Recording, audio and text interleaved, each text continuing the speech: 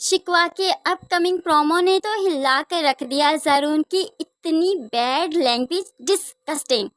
ज़रून ये सब कुछ भी कह सकता है। एक औरत जो इसकी वजह से बांझ हुई। जब उसे किरण के साथ दूसरी शादी का मालूम पड़ा था तो दूसरी शादी का धचका ऐसा लगा था सानिया को कि बेचारी वहीं पर अपना बच्चा ज़ाया कर बैठी, और इतनी अजियत आई थी, इतनी तकलीफ आई थी कि कभी माँ ना बनने का सदमा भी उसे मिला।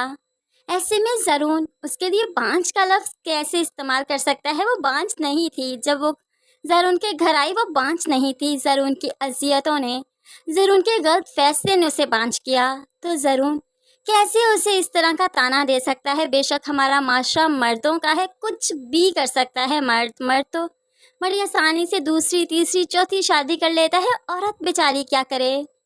अगर मर्द बांझ हो जाए तो वो तो अडॉप्ट कर लेता है बच्चे को, लेकिन औरत बांझ हो जाए तो फिर बच्चा अडॉप्ट क्यों नहीं किया जा सकता? यहाँ पर ये सिर्फ एक ज़रून मर्द नहीं दिखाया गया जो ऐसा है, ये हमारे माशरे का दिखाया गया कि हमारे माशरे के मर्द ऐसे हैं, और हकीकत यही है।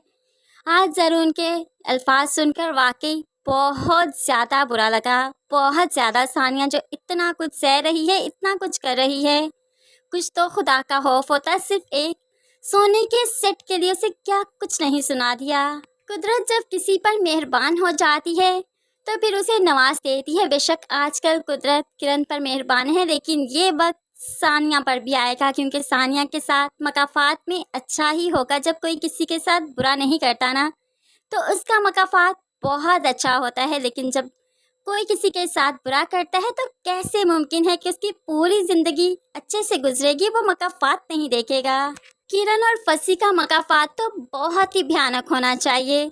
ज़रून के इन अल्फाज के बाद हमें लगता है कि ज़रून को भी सज़ा मिलनी चाहिए, और अब जाकर सानिया को ज़रून का घर छोड़ देना चाहिए। इंडिपेंडेंट है, अपने बाप का इतना बड़ा बिजनेस चला रही है, क्या वो एक घर लेकर नहीं रह सकती? क्या वो अपनी इंडिपेंडेंट लाइफ नहीं गुजार सकती? कर सकती है, सब कुछ कर सकती है। तो फिर वो ज़रून जैसे मर्द की मोहताज क्यों?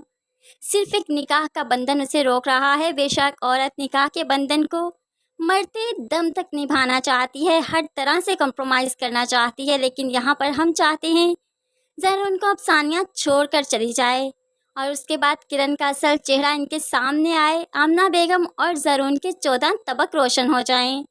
इनको इतनी अजियत मिले कि सानिया की अजीतें धुल जाएं, सानिया को सुकून मिल जाए। फ्रेंड्स, क्या कहते हैं आप इस बारे में? ज़रूर कमेंट्स में बताइएगा। मज़ीद वीडियोज़ के लिए चैनल को सब्सक्राइब कीजिए। अल्लाह हाफिज़।